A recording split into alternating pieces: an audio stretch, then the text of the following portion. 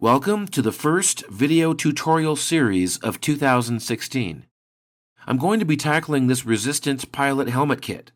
I'll show you all the steps necessary to convert this raw deluxe kit, which is over 24 handcrafted pieces, into this finished and weathered, highly detailed wearable helmet. This is a two-part tutorial. Welcome to part 1 of 2. Let's begin with the trimming.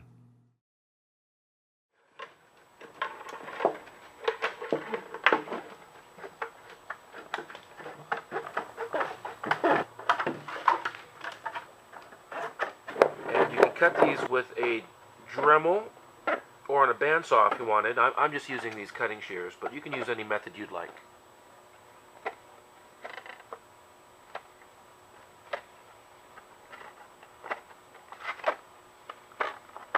This is 093 gauge plastic, so it takes a bit of hand strength to do it this way. But it's quick and easy. And then on the other side of this Blastshield, you just trim this lip off completely, so you have a nice flat edge. Now you can leave this Blastshield as is. I've got an indent here for this shape, but I think what I'll do for this build is I'll make it deluxe, and I'm going to cut this out and then layer some plastic in behind it, just to give it a little bit of topography detail. So let's go ahead and cut that shape out, and we'll just give this edge a little bit of a sand.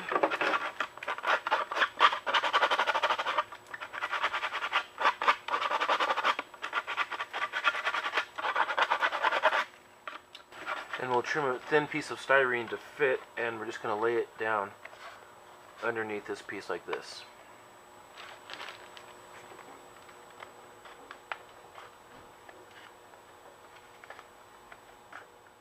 With a part like this cheek protector, you can trim this with scissors or a Dremel. I prefer using a belt sander just to kind of do it pretty quick and have pretty good control.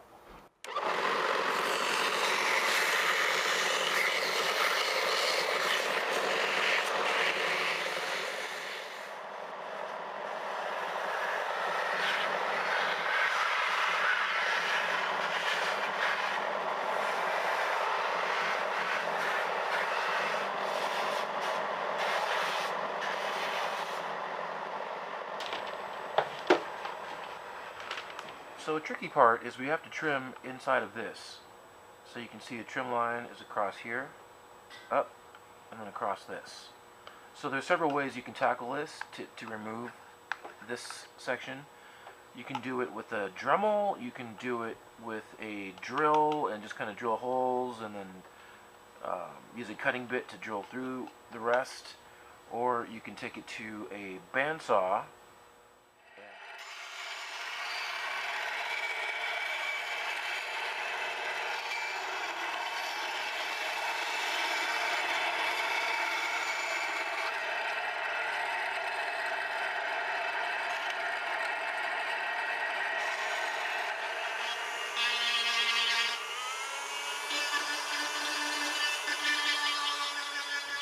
These ear shrouds are separate because in many of the helmets they're a completely separate color, so it's going to be easier to paint this separate and then apply it. And it also creates a lip that you see, and it kind of obscures the decals that are inside here, and it just looks cool.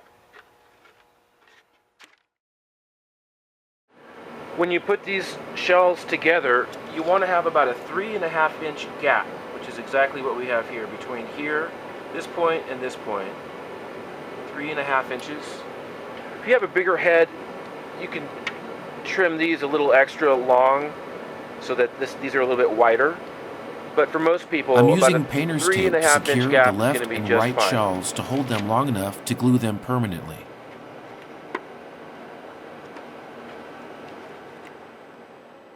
People are always asking me what glue I use and what the spray thing is. Well, the glue I prefer is called Instacure.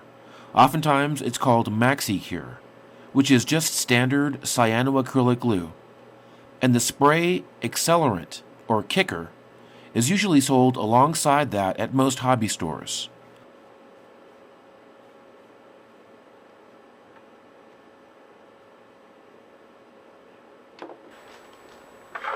Now before you apply your top cap, you're going to want to fine trim this. So line up the edges to the edges down here.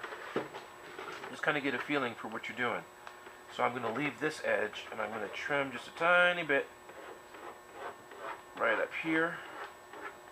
Not very much, just a little bit of a trim. Right, and then on this side, looks, you can't really tell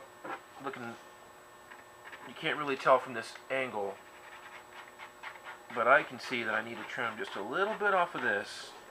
Same thing, but I want to leave this edge intact.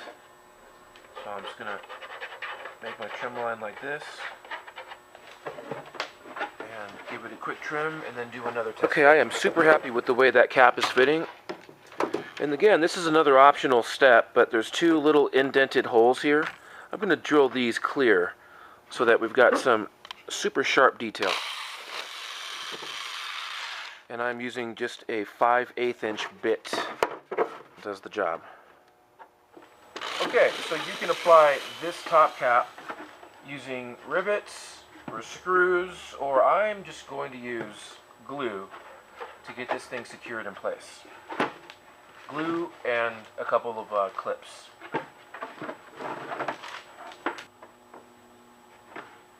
Here I'm using clamps to hold the top cap onto the shell while the glue cures. Be patient with this step. Just work your way from one end to the other and then do the other side.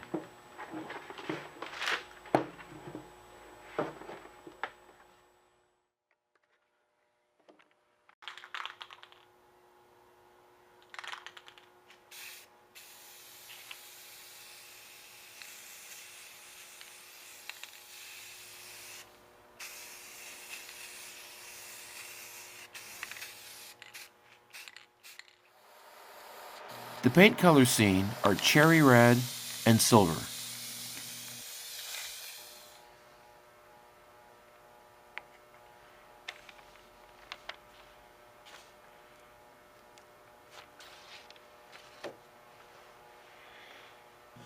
For this helmet, I'm using a professional quality pinstripe masking tape.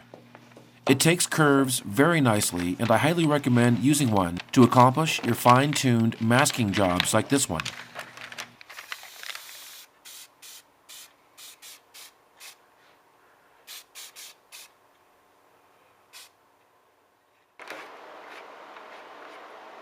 Draw a line to help you mark the area that needs to be removed to install the port connector.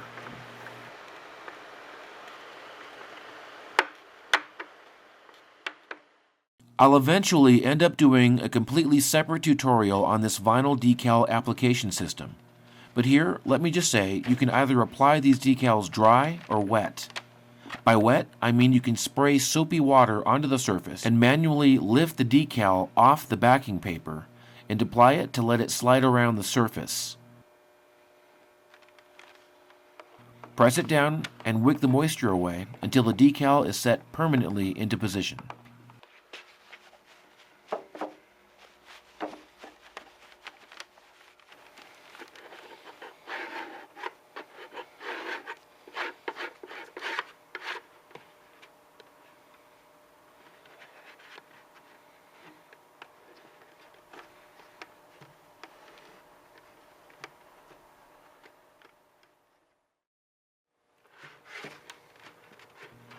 Again, we're using the professional masking tape to lock off the masked areas with high definition.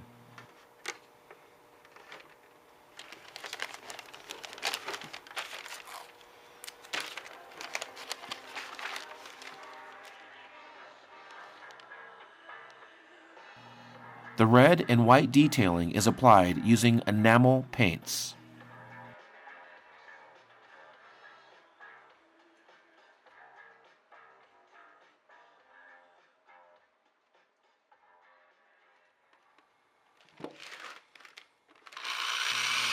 To attach the Blastshield, drill holes into the corners as shown here, and rivet them down using washers.